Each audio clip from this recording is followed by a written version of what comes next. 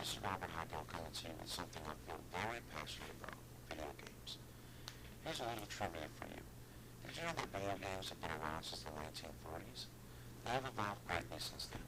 Many gamers now and in the past use video games for entertainment, but the evolution of gaming has opened a new chapter in education as well. When it comes to learning in this new age, many people and institutions rely on video games as a tool in this process. Before we get into the educational merits of video games, know this. All video games have covertly taught the player something, whether it be hand-eye coordination, geography, or simply don't touch that sharp spike, it hurts. Video games have been teaching people since its conception.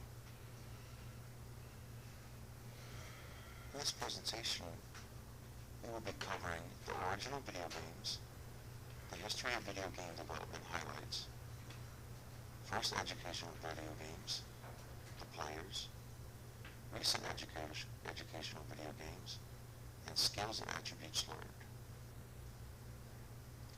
In order to understand how video games have evolved and why it has such a huge impact on society and education, first I'll briefly highlight some of its history.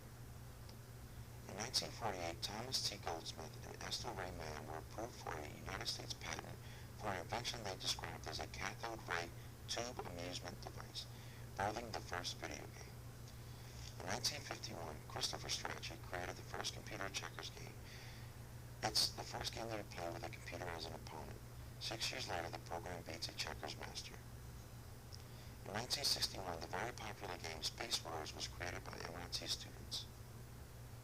In 1966, Ralph Baer, also known as the father of video games, and Bill Harrison created the game Chase, the first to be displayed on a standard television set. Also, Harrison created the light gun. You might remember an evolved light gun, which was used in the Nintendo game Duck Hunt in 1985. In 1972, the first home console was released in the USA by Magnavox called the Magnavox Odyssey. Backtracking a little bit, in 1971, the first computer space arcade game was made. Also, in 1972, Atari Inc. was founded that later released the game Pong. I'm sure you all remember playing or hearing about the loosely based table tennis arcade game where the ball is hit back to the opponent by manipulating the on-screen battle with the knob of the controller. In 1977, the Atari 2600 was released as a home console.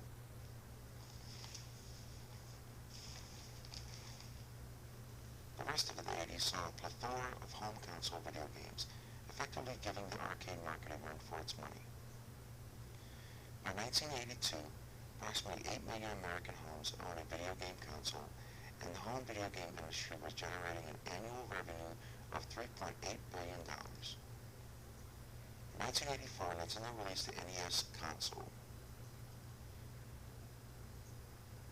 The 90s saw innovative 3D graphic games introducing first-person shooters, real-time strategies, MMOs, which are massively multiplayer online games, and simulators.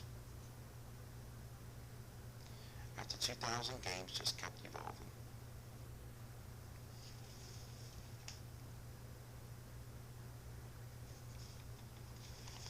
Now we'll talk about the early video games in the official educational category. In Snooper Troops, players comb the streets looking for clues, question witnesses, investigate homes, and use the SnoopNet computers to solve crimes. The game boosts problem-solving and creative thinking skills while teaching kids how to take notes, organize information, and expand their knowledge about police work. Oregon Trail asks players to successfully lead a family of settlers along the trail, battling swollen rivers and broken axles along the way. In Where in the World is Carmen Sandiego, play involved chasing down a master thief, Carmen Sandiego, around the world and answering geography questions correctly in order to retrieve objects and foil her plans.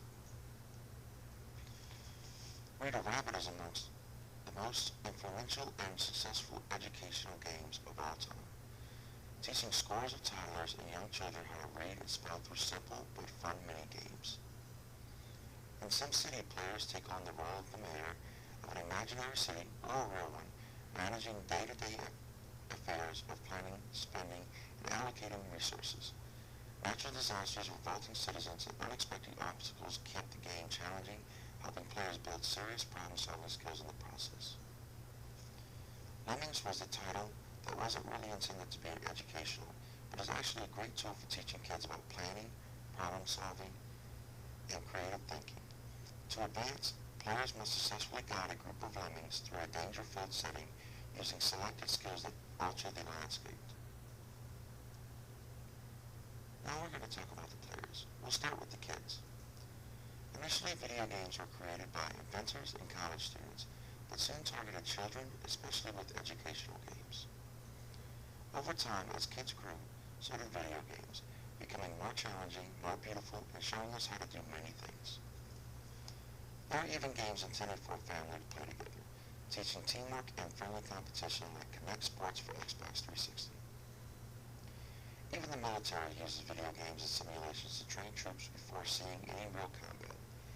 It allows soldiers to learn how to shoot all sorts of guns without loud rounds, and shows them what they might expect on the battlefield without any risk to their safety.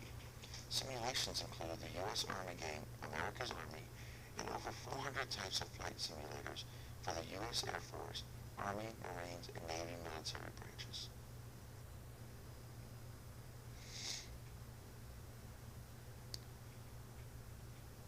Now we're going to talk about most recent educational games. First are MMOs, or massively multiplayer online games that teach children and adults how to accomplish goals, keep track of inventory, also trading, selling, and buying, all in an online social environment. Rocksmith, a more evolved concept than the previous Guitar Hero and Rock Band games, teach players how to use a real guitar. I think more instrument teaching games will be available in the future. Exercise games like Wii Fit, Your Shape Fitness Involved, and Connect Sports show players how to exercise effectively while having fun. Some games even monitor your progress with weight loss and endurance. Dancing games like Dance Central and Zumba Fitness combine exercise with real dance lessons, teaching the player real dances and moves at their own pace without leaving the home or paying an instructor a ridiculous amount of money. Sports games like Madden or FIFA teach players how to work together